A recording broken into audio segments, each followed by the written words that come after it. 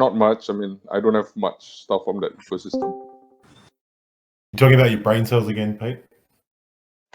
Yeah, I don't have many brain cells in that ecosystem. Sorry, that was rude. I'll try not Hello, to scare everybody. you tonight. I'll try not to scare you tonight, Luke. Okay, thank you. You did scare the shit out of me last week. That was quite frightening. Go, Luke. I think you've got a bit to show us through, don't you? Yeah, I do. Paradise put a message up, and I was just going to respond to that.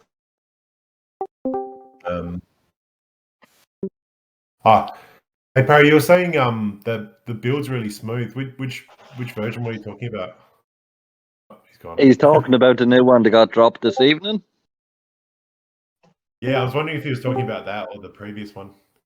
No, it's the new one because he was streaming it for NBL Chainz when it went live, and yeah. Are you back, Barry? Yo, that was crazy. Luke, that build is incredibly smooth. Yeah, it's pretty amazing. I can't believe you got it already. Pretty freaking hot off the press, mate. So I was showing a new project that we haven't even announced, but Adelaide just announced. Then I was just showing him all the stuff, and I've walked in and I'm like, let me show you this wristwatch. And I saw Pet. I was like, what the fuck? When did this get put in? I'm like, within the last day, I was thinking. And then I'm like, I spawned it. I was like, wait, it's real? And then I didn't even find the jump feature. Like, that's how new I was to it. I was just walking around and, I was like, this is smooth. I'm hopping, I'm teleporting. Arcade, I was like, oh, I'm a citizen. I didn't realize this was a thing. It was crazy. There's a shitload in there. I'll go through it in a minute, but yeah, there's a lot of stuff in there. We weren't earlier today. We weren't really quite sure if we were going to do it or not, but I just thought, like we've got some walkthroughs coming up. We've got some other stuff which Lala will talk about. It just seemed like the right time to do it. Yeah, I mean, I'll always say yes to updates, right? But the first thing I noticed was how smooth it was. Most of the time in VR, I can't teleport around too often. It tends to freeze, and I usually have to jump out the application, so I don't usually teleport. But I was teleporting everywhere, no slowdown. It did feel like the scenes took a little longer to load. That was probably one thing I noticed, and whether that's just, I know normally they have to download for the first time, but it just felt like it didn't download as quick as it normally would. Yeah, downloads are slow today, but I don't think that's related at all to this build. And what you'll find is once you've downloaded the stuff once, it actually loads a lot faster now. Yeah, I know. I was about to say that as soon as I went back into a different place, it felt like there was only really 2 or 3 pauses. Now, keep in mind, I was live streaming this to Project. So They were watching it happen as I was doing it. And one of the comments was made by someone was, is there an intention or a plan to remove this load screen or have it be different? Because obviously at the moment it's that white background with the I guess the TV looked square while it does the load. So I don't know if there's a plan for the world to be different. But it was something that he had mentioned, and I thought I'd pass it on. This wasn't even something I was going to talk about, but since you brought it up, we're doing a lot of work on UI at the moment, and the UI that's in there, I know that's new, but it was always a holding place. Like we didn't have proper UI. We didn't have proper UI designers do that. That was sort of just the devs that sort of put that together in a bit of a rush. So we're going back and actually redesigning all that, and the new UI stuff is just bonkers. I won't spoil it too much now, and it's probably something that Micah will want to run through when he's happy with it. But it's way better. Like it's completely different level. The UI stuff, all the menus will change. We're going horizontal landscape instead of portrait. So we'll have a lot more real estate. And it'll be, the color schemes will all tie in with what, our brand color schemes and stuff. So it's going to be, that'll be much better, and we'll have much more real estate. So things are getting a bit cramped as we're filling out that terminal menu. It's getting, especially the AI menu, is getting really quite cramped. So that's going to get a lot of love in the very near future. Yep. No, love it. I'll just quickly run through. So what we're talking about here is we've dropped a build tonight, and it's not just, this isn't just the incremental update like really we haven't dropped an update like this at all before, really, other than when we did the transition from the old world to the new. This is probably the biggest update we've done since then. So I'll quickly run through it. There's some release notes that Lala put up in the announcements page if you want to go through and read it in detail, because there's a lot in there. But I'll just run through quickly what we've got in there, and then I'll give you a quick demo. But you should all have access to it. The only platform that's still sort of happening is Google. So it's in review, but it's in the automated review. So it'll happen. It's just a matter of when. I'm just keeping an eye on it at the moment. But it normally happens within a couple of hours, and it's been up for that long, so it should be any minute now. Just finished then. So even on Android, we're up now. So let me just run. The mobile is just as sleek as VR. It's just as smooth. But so what we've done is all the stuff we've been talking about for the last couple of months in regards to back-end changes and improving the back-end side of things, that's all complete and in this build. So Arcade has been rebuilt, and I'll go through all this stuff, but you'll hear from what I'm saying over the next 10 minutes or so that pretty much everything's been rebuilt. So avatar movement in the arcade, you'll notice, is much smoother. We've got sitting now, so you can sit on the stool, so the actual avatar sits down rather than just the Android robot sort of floating. Your avatar comes in with you, so whatever custom avatar you've got will actually work in the arcade now as well, as it does in Slam. And beer pong, we've done a lot of changes on that, so you'll find that the actual throwing mechanics are way better. There's no collision, so it's not bouncing off your hand anymore. There's a whole bunch of changes in there, but by doing these back-end changes on the server, we've had to pretty much rewrite everything. So almost every line of code has been touched in one way or another. Fear is probably less obvious than the arcade, because I think you can see really obvious functional changes in the arcade, but fear is just, it's hard to explain, but it's just way smoother. And we did a demo last Friday for staff, and even on video streaming, with the casting stuff turned on and the headset, people could still see how smooth it was and notice those differences. Slam's the same. You just find it's a little bit smoother, but really, I mean, Slam was pretty optimized anyway, so there's not a huge amount of changes there. The apartments are finished, so they're fully functional now. Anything you publish, if you go and change textures and hit the publish button, they're global, so anyone you bring in will also see those changes.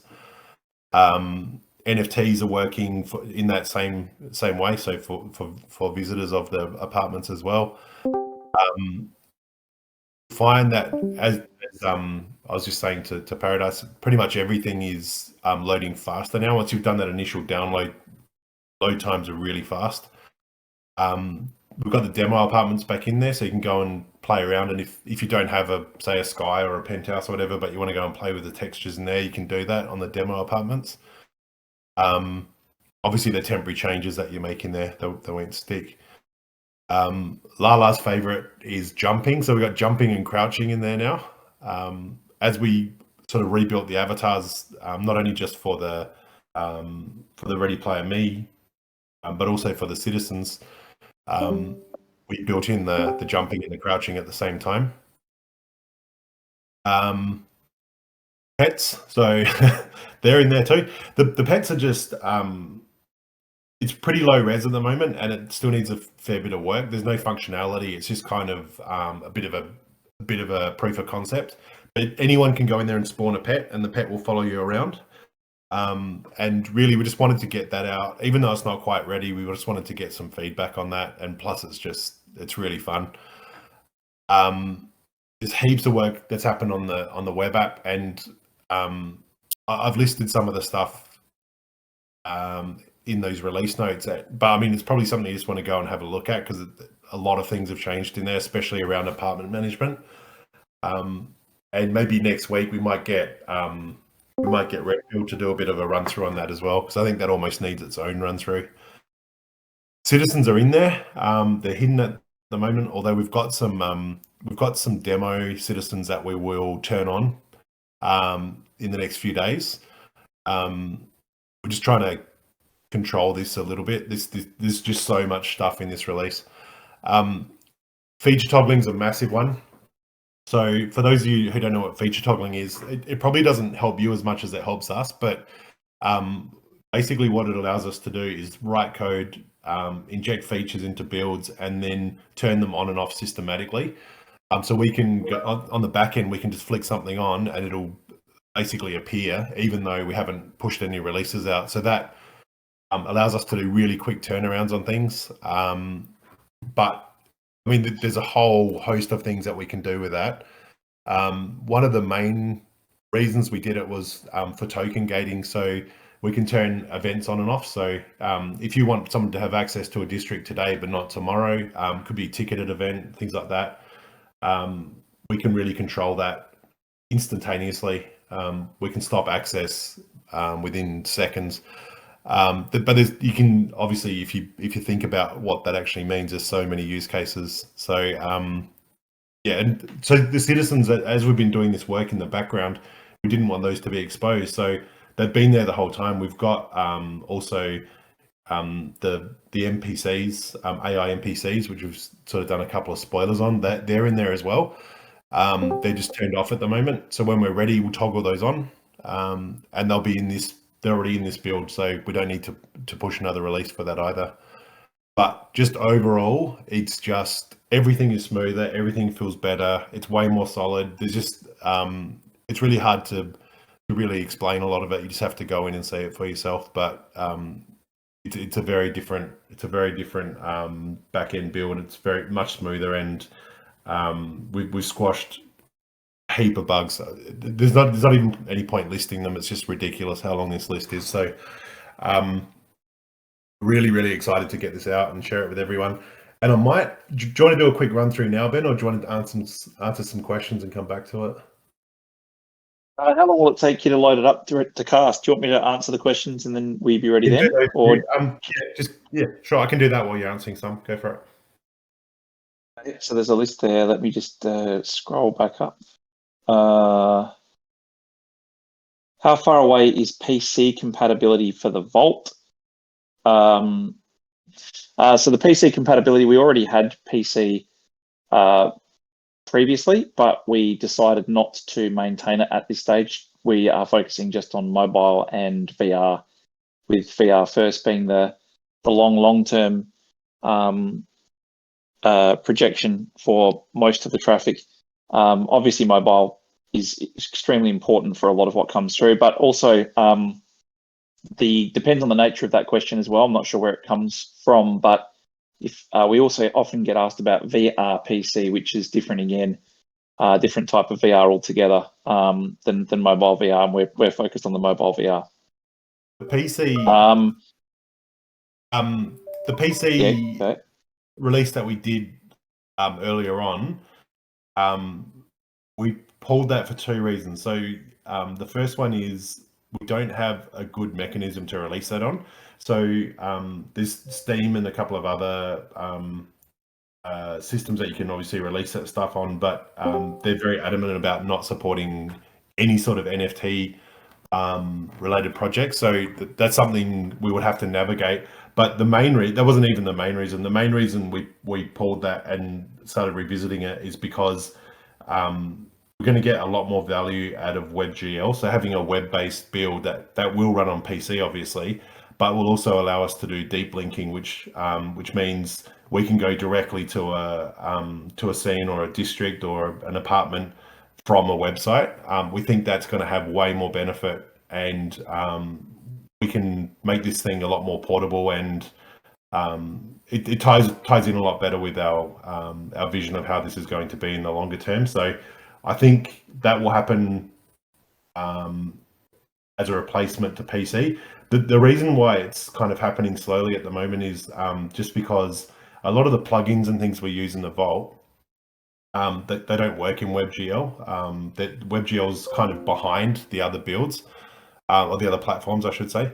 So we need to sort of just break it up into chunks and release what we can when we can, and then eventually we'll get to the point where it's caught up, and then we can release the entire thing on WebGL. But it's just going to take a bit of time, that's all. It was earlier discussed finding solutions that would make it easier for people to jump straight into a district from a link or something like that. There were talks of potentially making districts a possible starting point for users connecting through certain channels links. Have you looked more into this? You want to take that one, Luke? Yeah, I kind of just answered that, but that's kind of why we're going down the WebGL path. So we can go directly to districts from websites. You can even do it from apps. So you could have another app that links back to those districts. And, you know, one use case for that would be from the Vault portal. If the Vault portal was an app or running on a phone, for example, we could link out to a district or a scene directly from that portal. So you can make a change and then jump straight into the Vault. There's so many different ways we could use that. Awesome. When will we see mechanics for daily quests introduced to entice returning people to the Vault? Phil or Pete, you want to get that one? We're working on that at the moment. Design is more or less done. We just need to build it out. All right, I'll mute you there, Pete. How do you cater for the different users on mobile versus VR? Do you plan to migrate them one way or the other? So catering for the different users is, I thought that was a good question in relation to, there is different experiences, obviously, but ultimately, Luke, I don't know if you or Pete, you want to keep going while you're there. Do you want to give a more fuller answer to that in relation to, because I'll tell you my opinion is that we're obviously dealing with a lot of people who are building VR first. The thing is that we've got the mechanisms in place now that we didn't have before to build experiences that are instances. And what's important about that is that if people are building to the specifications that we're sort of putting out there, they'll build VR first, you'll be able to use them on mobile, but there shouldn't be a difference. If you're looking at something like a Fear or the Arcade, they were built prior to those specifications being implemented, available and there. So as you'll know, you can't currently go into Fear or Arcade on mobile. So moving forwards, we're trying to make sure that everything's VR first and pushed to mobile as well. So they're kind of like isolated. So ultimately going forwards with a lot of the stuff that's being built externally, there shouldn't be a real difference. And as far as like the migration, migrating them one way or the other, I think it's my personal opinion is that we'll see more and more headset users as time goes by. And until then, obviously a lot of people still access via mobile. Pete, do you want to add anything, or Phil? Yeah, I think you're spot on the money there. But I think the bridge between, like, while we're waiting for that to happen would be to actually allow mobile users to be able to access the spaces that previously were gated to VR only. And not to say that you could play beer pong in mobile, but the ability to actually enter the arcade and watch a beer pong match being played. You still can't play it, but at the very least you can actually go in, as opposed to right now, you can't even go in to the arcade, right? 100%. So that would actually help the transition as well. Yeah. That is happening, by the way. We are doing that. We are making those experiences mobile friendly already. That's already started.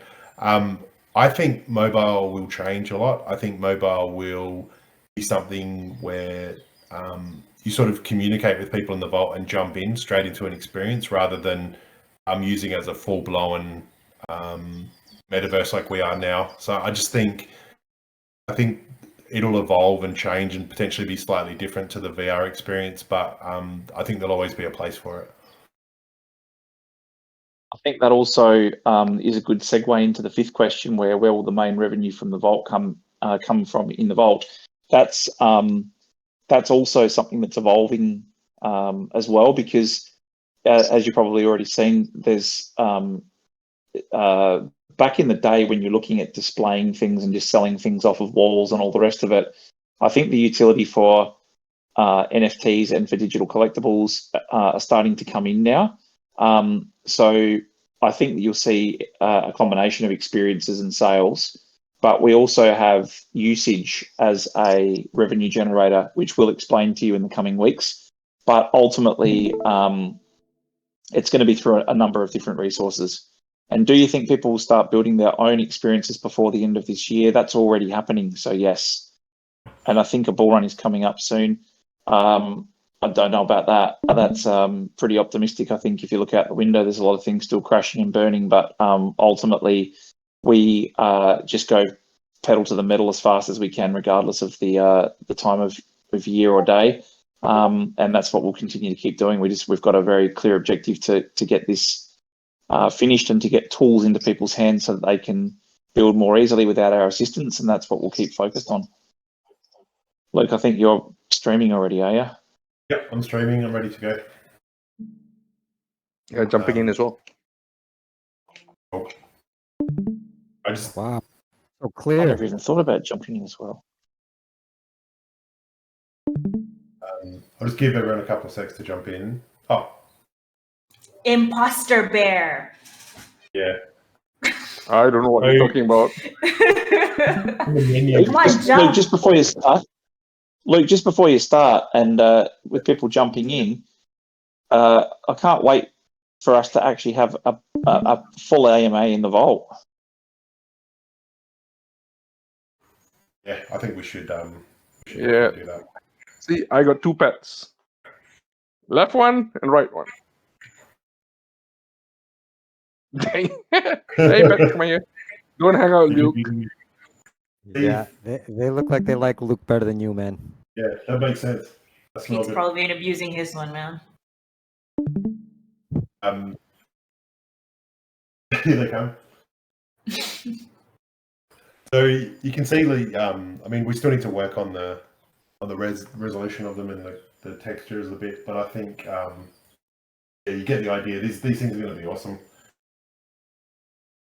I'll crouch down and look at it, show you some other functionality at the same time.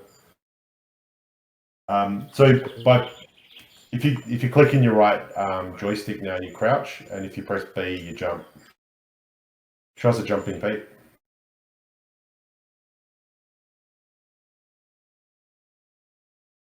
A little bit in the mirror. I'm in my PJs. Pete, Lala. It's like 11 o'clock here, so I'm in my PJs already. I had a whole conversation with Lou jumping, and he's like, "Yeah, you look like you're having fun." There you go. Harry's doing some jumping. Hey, Luke, It you want to says hear white something men funny? can't jump. Sure. On your screen, it's showing that the two pets are following you, but on my screen, the two pets are following me. So there you go. Now It's all I about have three perspective. pets following me. Yeah, exactly. Should we go to the arcade, Pete?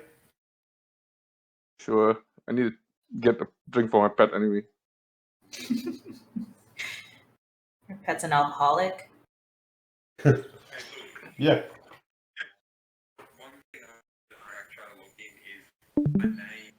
So while they're going in there, just We're remember doing some that. work on RFOX ID at the moment. Oh, sorry. So go, mate. Go. I was just gonna say that the reward for this week in KOGs Quest is this little guy that's being featured here. So if you want this pet, you should be playing. He's behind the bar at the moment. Yeah, that's the bartender.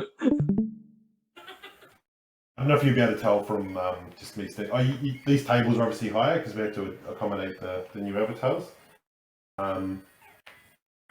Just everything, the way you hold that ball, the way you throw it, the whole thing just feels different. Hey, Ben's gonna have to reload. Bill, is there any difference between the foil version of that cog and the non-foil version aesthetically for your pet? There is. No spoilers. Oh, no, it's not, I guess. Dang it. Yeah, I'm in a vault. My trigger's not on the mute button. You can see I'm sitting down on the chair.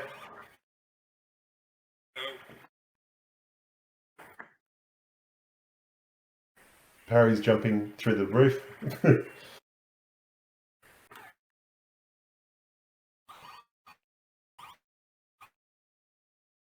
Will there Hello. be tubing for rainbows or superset? Or both? Rainbows only for this set. No, rainbows only for this set.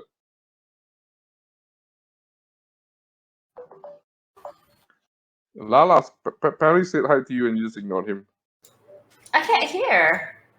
You, can jump You on are it. being an imposter bear. See, you're giving me a bad rap in the vault, man. It's like somebody's like, "Oh, Lala, I saw you and you're terrible. You didn't say hi to me." I'll be like, "What?" He just goes around snobbing people, pretending he's you. That's Yeah, he hilarious. always does Hey, Lala. that. Hey, Lala. Just turns his back and crosses his arms. Right? It's like, I don't know who you are. It's like awkward silence. See with the apartments now, we've got the demos are back, so you can go straight into those.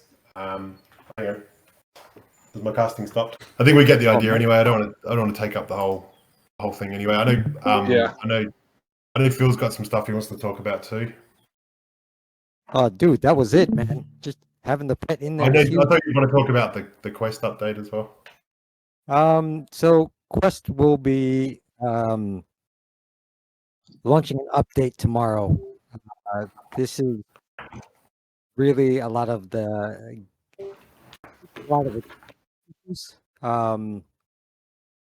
So we hopefully will release that tomorrow, and then the reward that's in there now is Arthropede, and what you're seeing in the vault is that pet. So if you want that guy, now would be a good time to start playing or start getting up to prestige level. Yeah, it'd be crazy not to play at the moment. I mean, it's going to set you up, and I think these pets are going to be pretty popular. I can't go in there without spawning it now. It goes against my grain. But soon you won't be able to do that. Exactly. Yeah, they're not going to be there forever. Evil laugh. Insert evil laugh. They'll disappear as quickly as they appeared. So get them while you can.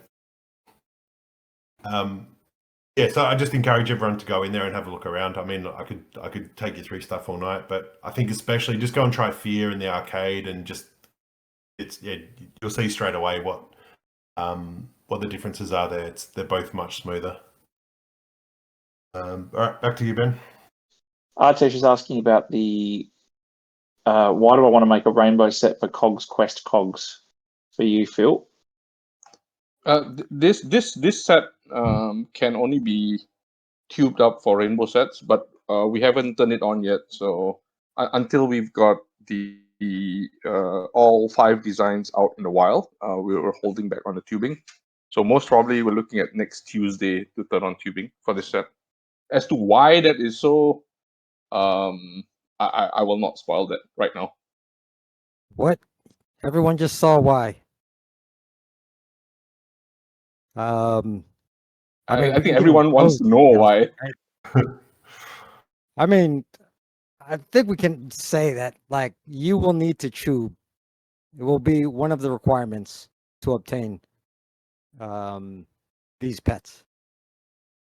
So if you need a reason, Phil's feeling generous right now. I just want people to start playing, man, from our community, because we could really all that feedback has been really helpful. And the only way we're going to get more is if more of you guys play. Yep. Luke, maybe you want to just, for people that are new as well, we've talked previously about different builds and versions and stuff like that. So for those who are sort of wondering what's the difference between versions or why people might be on different versions? Do you want to sort of just, in real layman's terms, talk about why different builds exist and what the end goal would be for builds?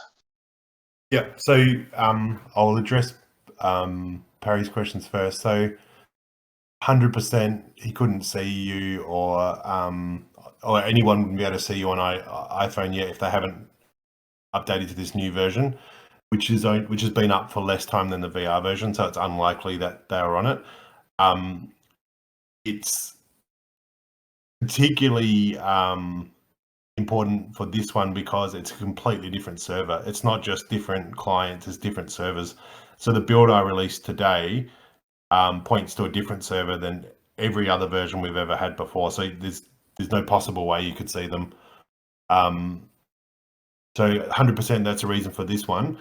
It's been less of an issue lately. We've gotten better at making these versions more compatible, but we did have a problem for a while where we couldn't see each other on different versions. But there's other reasons for getting people to upgrade. So obviously functionality that exists in a newer build that doesn't exist in an older build causes problems. If you both walk into the same scene and you're loading different scenes and pulling different scenes down, that's obviously going to cause problems, and it can manifest itself in a lot of different ways. So the way we're tackling that is we're forcing upgrades. One of these when I was talking about feature toggling before, the other thing we've done is we've got a whole bunch of variables we can set on the back end now, so we can mandate certain things. And one of the things we're mandating now is minimum versions. So once someone gets 2 versions behind, it'll force them to upgrade. So it'll push them to the store and make them upgrade. So that's how we'll get around that one. It seems like we can go 2 or 3 versions without causing too many issues. That's sort of the average. If there's a major change that we know will break something, then we might force that a bit earlier. But we'll definitely have minimum versions going forward. The other thing you'll see is when you go in on the mobile version now, it'll give you a indication of how big the downloads would be in total. So if you went to every scene possible, it'll give you a total download number. That's partly to meet requirements of the iOS store, so we can get it on the actual the proper store, which I think is the last thing we need to do now to get through on that. But also I think it's just good to let people know what they're in for from a download standpoint. But yeah, from the build side of things, we need to make sure that people are running the same build. It's important, and the more functionality we bake in and the more breaking changes that we make by doing that, the more important it is that people are on these builds. You can imagine if you go in an old version and I spawn a pet and pets don't even exist for you, you're not going to be able to see it. It's just going to make the whole experience jarring for that person on the older build. Yeah, it's a constant juggling act to keep people up to date. A lot of people just ignore updates, but with something like this, when you're all together and this is all live and happening in real time, it's critical that people are on the same builds. Oh, and I've got a question I'll let Phil, you might want to add some commentary, or I won't. But Phil or Luke or Pete, you feel free to. As we're getting closer to more people building from the public, are we seeing mainly games, or are we seeing other things being planned to be built in the Vault? It's a good question. Yeah, I mean, right now, because of our current SDK, we're more focused right now on environments. Once the dynamic SDK comes out, then we can start adding those interactions, whether it be gaming related or social or whatever.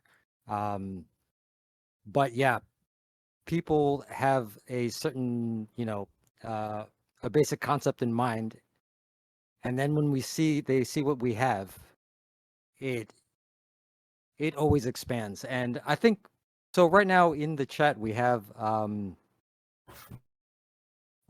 we did have Defiant, who is the founder of DeFi Bears, and he's currently submitting builds. But you can ask, he's a good person to talk to, who had the original idea of a very simple game, and then it now has become much, much bigger. Yeah, I think that's a good point, Phil. And the reason I was saying I won't really comment is because the thing is that you can't, when you're talking about third parties as well, as we know, you can't vouch for who's going to actually build something versus who's not, or who's got a great idea but doesn't ever get it off the ground. So it's kind of hard to say. But what I can say is that the inquiries that I've personally dealt with in the last few weeks, none of them have been games. So we've got a couple of event style things that are definitely happening, but we've also got now inquiries which are coming through to us in relation to lots of things. But we've had a couple in the last couple of months as well in relation to like things for good causes. So using spaces to bring people together as well. What I'm trying to say to people personally when I speak to people is, the spaces are there to be used and you can use them for whatever. But again, to Phil's point, what happens is someone comes to you with a relatively simple idea.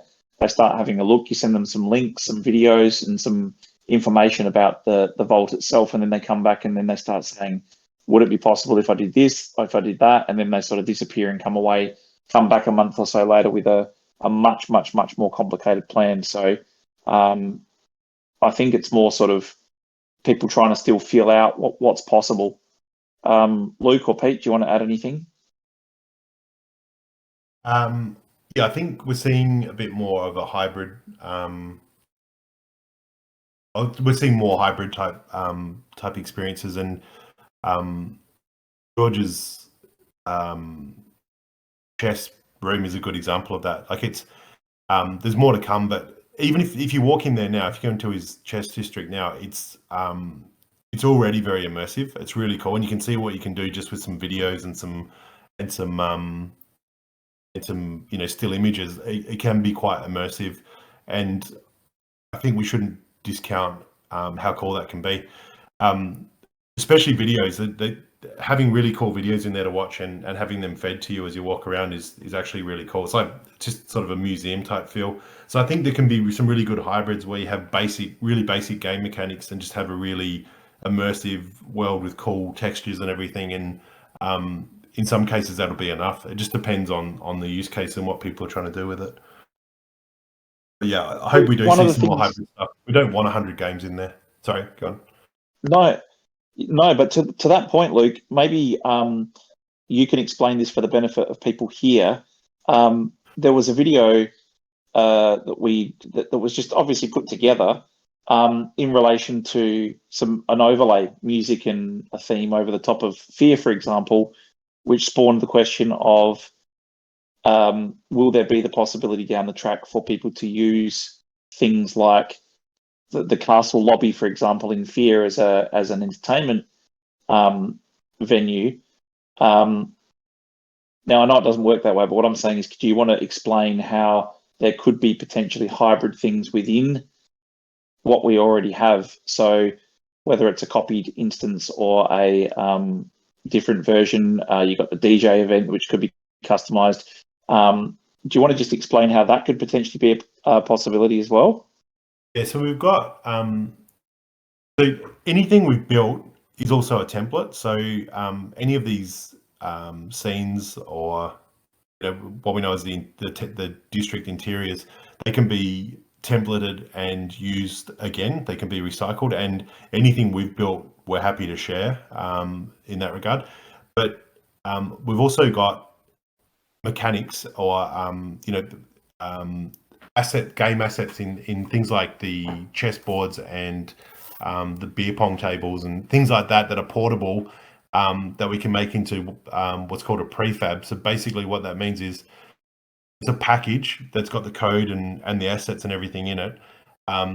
We can share that as part of the SDK, and then you could basically just have a bit of a hybrid scenario where you go in and take a template that you like, apply AI textures to it and save those, and they'll be permanent, and then bring in some of these prefabs and drop them in, and basically have you can have, so we had a pool table, for example, or darts or something. You could actually incorporate that into a district, and you don't really necessarily have to have any coding experience to do that.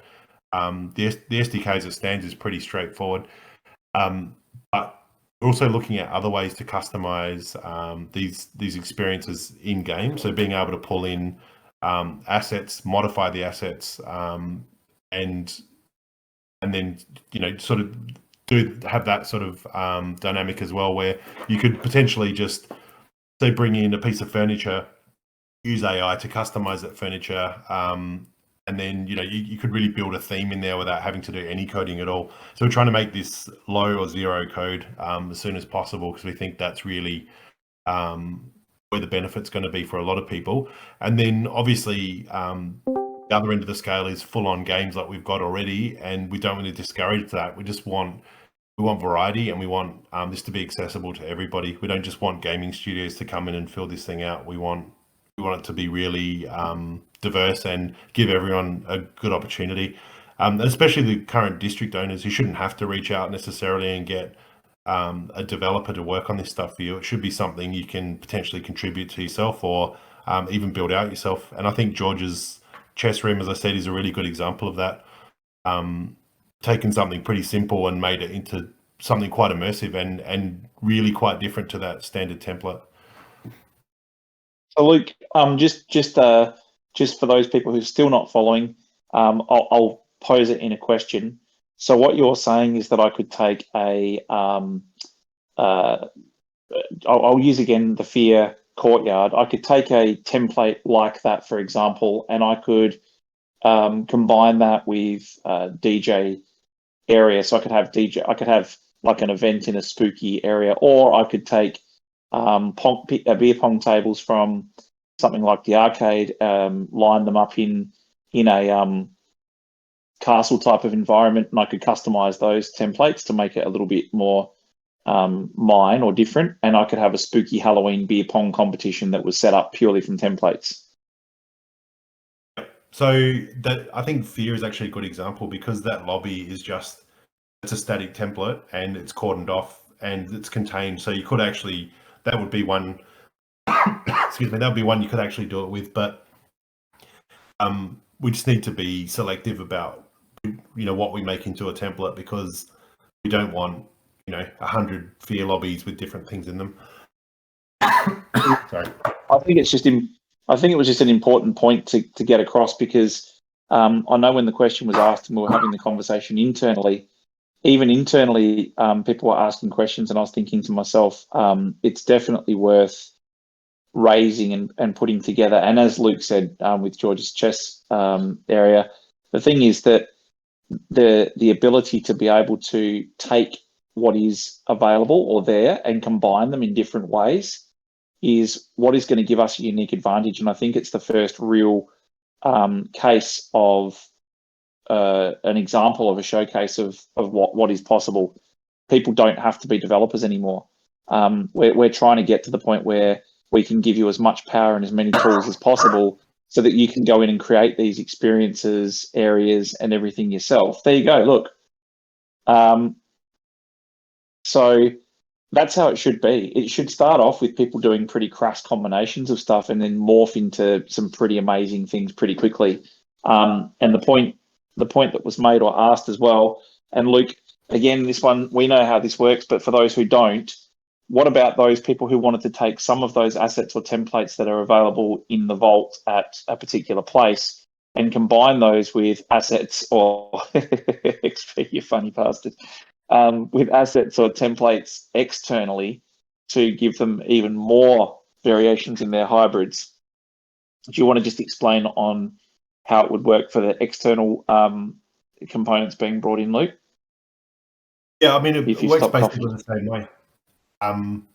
Unity, any Unity prefabs that whether they're external or they've been built inside the vault, they should work basically the same way. There might be some modifications we need to make or optimization of them, but it shouldn't be any different.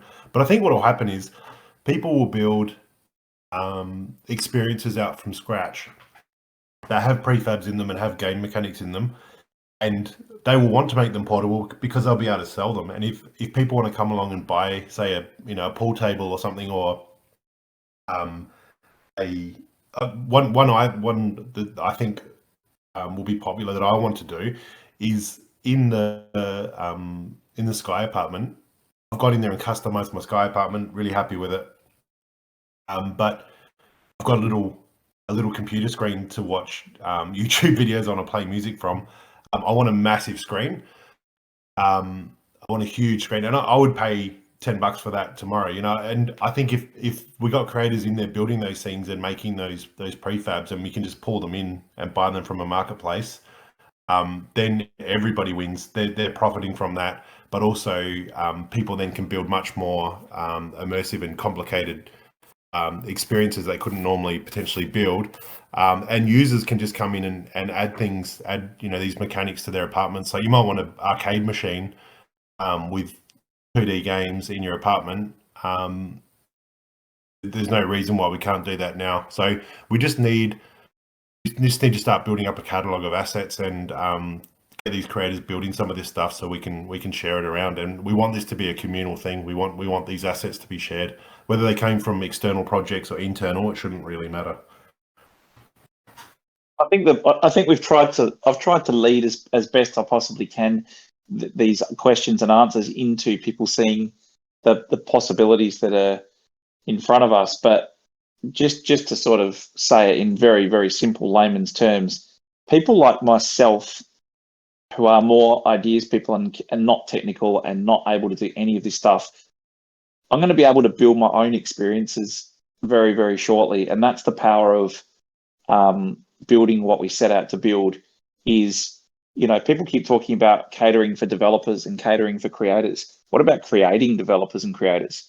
What about all the people that have got fantastic ideas and say, I could have done that better, or I've got a much better idea for that, or, and Phil, you can probably talk to this more, but even people working in, video game development houses and all the rest of it, they know components of how things get built out and basic structure and all the rest of it. Just imagine if you've got all of the tools and the ability in your hands to build something that you'd play yourself in relatively quick time, and be able to not have to scrap that and go back to the drawing board, raise another 50 million to build out another game, but to be able to keep tweaking and salvaging and changing things as you go. It's quite phenomenal. It's a game changer for games.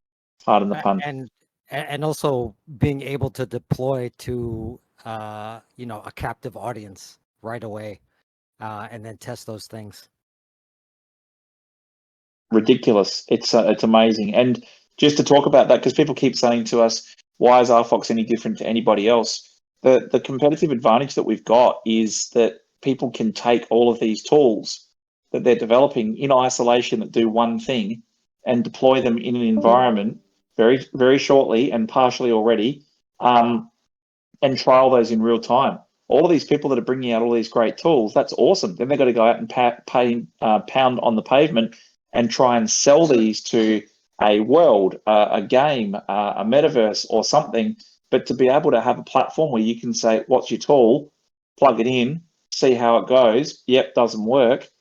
That's the magic of what we've been working towards for all of this period of time. But again, it's not us that's going to build all this stuff. We were supposed to just give some very basic examples of what could be done and then give you the tools. So it's also a massive mind shift for us internally to move away from what product do we have to build next, because we should be saying, no, finish the tools and you guys are the ones building the product. So it's pretty damn exciting.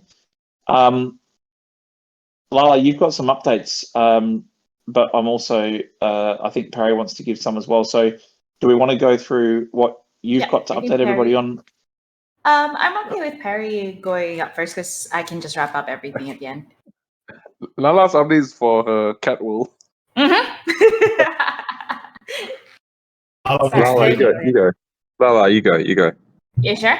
Alrighty. Yeah, Okay, sure. so There are a few things happening this week. Make sure you join the Twitter Spaces tomorrow. We have a Metaverse 101 Twitter Spaces. Details are on our events tab over here. It will be a good one for you guys to join because we can explain a little bit more about what's going on, as well as Angelo App that will be joining in as a guest. They'll talk a little bit more about how their experiences were in the Vault. And apart from that, because I believe XP wants to have a huge celebration, we will be doing one next week on Friday. I'll share the details with everybody real soon. And it's going to be in conjunction with the 3rd anniversary. There will be a lot of giveaways and a lot of things to be done on that day. Of course, I would encourage those with Oculus to join in the fun with an Oculus because you can finally jump, see all your pets. We do want to stress test as much as possible, so the more pets, the merrier. And really, we just want to have a great time next week and see how that one goes. Apart from that, like Phil has mentioned, we have that new dragon this week. Make sure you get it ASAP. A lot of us are grinding for that. It's super fun. And you see how it's going to be looking in the vault. So that's pretty much it for me. We do have a few walkthroughs that I'm sure I'll bump into a few of you guys. Simply say hi. You want to follow us for the tour, it would be great. And as usual, we have a weekly community event on Saturday where we will be going to people's apartments, as creepy as that sounds. But I'll be showing around a few apartments, a few of my own, probably storytell a few things as well. And if anyone isn't sure about how to use the apartments, feel free to reach out to me. I can definitely do a walkthrough, a run through, and everything in between if you guys need help with that. So yeah, that's pretty much me for this week. I guess I'll quickly jump in. I'm going to post something in the RFOX chat for everyone to have a quick look at. So we had an AMA today about 3 hours ago with our 9th project, which we will announce. I'll probably put a post up on Twitter tomorrow. But we're partnering with NBL Chainz. They are a Web3 side or arm of a Web2 company. If you don't know who the NBL is, the NBL is the National Basketball League in Australia. Their chains are their digital collectibles, so very similar to NBA Top Shot. They're constantly in communication with the NBL. This is one that we've had in the works for a while. It's a full partnership behind the scenes and everything as well. We think the eventual plan is to showcase obviously these highlights, and I'll put a video up as well tomorrow on Twitter so you can all see what we did when we proposed it to the NBL directly. But this is probably the biggest one that we've been trying to get over a hurdle, just basically being a Web2 company. So Ben, we've always made fun of you with partnering with Web2 companies, but they're not easy. But at all. So yeah, so that's the NBL Chainz, mate. Yeah, that's the NBL Chainz one. The write-up they did is obviously pretty important to read for them. You know, they're only a small project, but they see the value in it, and they were the people we were walking through the vault this afternoon. So yeah, in real time, seeing this new build was perfect, right? Everything was smooth, and it was yeah, I was actually like a little kid when I was demonstrating it. It was hilarious. So that's probably our biggest one. So that takes us to 9.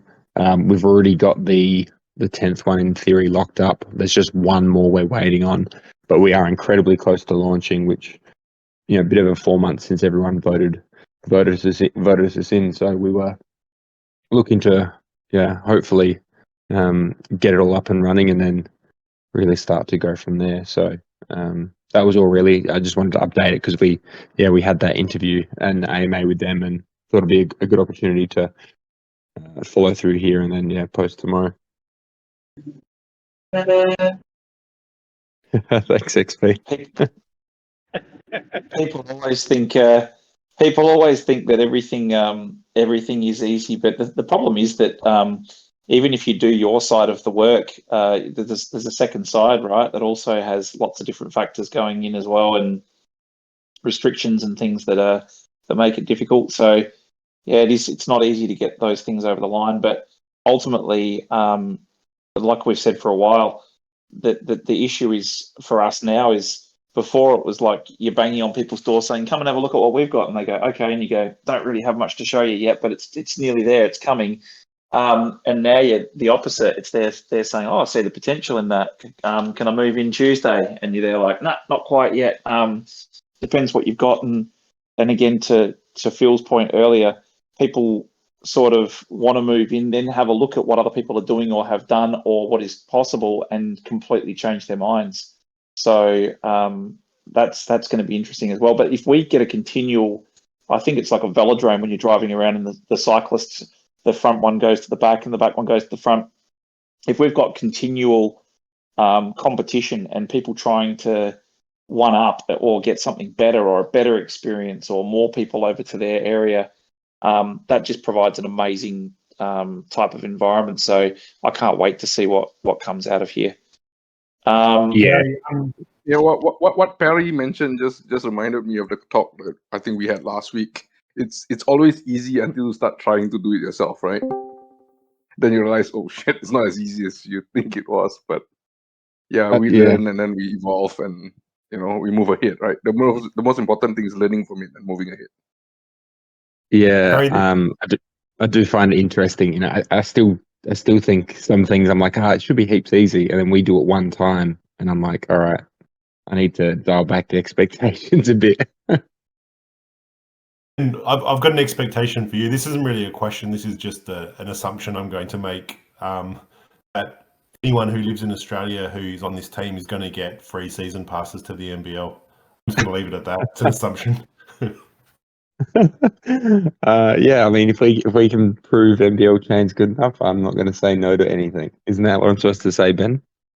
That's what you're supposed to say. What you'll end up saying is, I'm not sure. We'll see what we can do, or what Pete says. Yes, no, maybe. Maybe. No. What people say in this is buy the NFTs and you get that.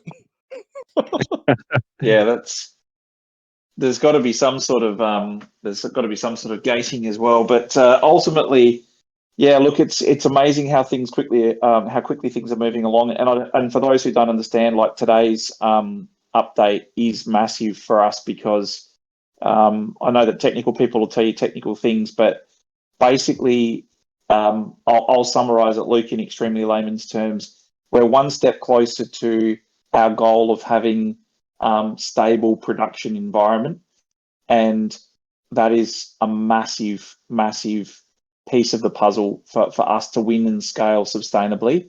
If we want to get a lot of these people who want to build in, and we want to make sure they've got a great experience and they can grow with us, stability is one of the core pillars that has to be in there, because we don't want to be going back in there and having to do forced updates and upgrades all the time. What Luke's mentioned it's kind of like a utopian thing. He just threw it out as a comment one day and it's kind of stuck. And that was, you'll know when you've got a great build when you don't have to go in and touch it for 2 months. You can just leave it. It's there, it's stable, it's running. Now, that doesn't mean that people aren't developing and adding things to instances and all the rest of it, but we're talking about you don't have to go in and just fix something that's fundamentally gone awry or isn't working. And this is one step closer to providing a really stable base for us to start building a solid foundation on. So that's a really it's a really big win for us. Did I get that right, Yep. Luke? Yep. Awesome. All right, guys. And just remember, I know you guys have been through these cycles before, and that's why you're here. The thing is, it's extremely important that teams are building during these markets and these downtimes. It's extremely important that things are coming out and that development is happening. We're not trying to ride waves and capitalize on a buzzword. These things are actually happening. They're actually usable. And there will be a few projects who actually build and deliver something that can be used in a platform that people can actually grow whatever Web3 is going to become on. And for us to be able to do that, like, your support means a lot to us, and we appreciate the fact that you take the time to come back here every week, and including all the members of the team who are in weird and wacky time zones as well. So thank you very much for everybody's efforts. Let's see more of you in the vault, and look forward to the next session, and stay safe. Take care. Stay safe, guys. Thanks, everyone. Thanks, everybody. See you guys in the vault Thanks, guys. soon. Bye. Thanks, See everyone. ya.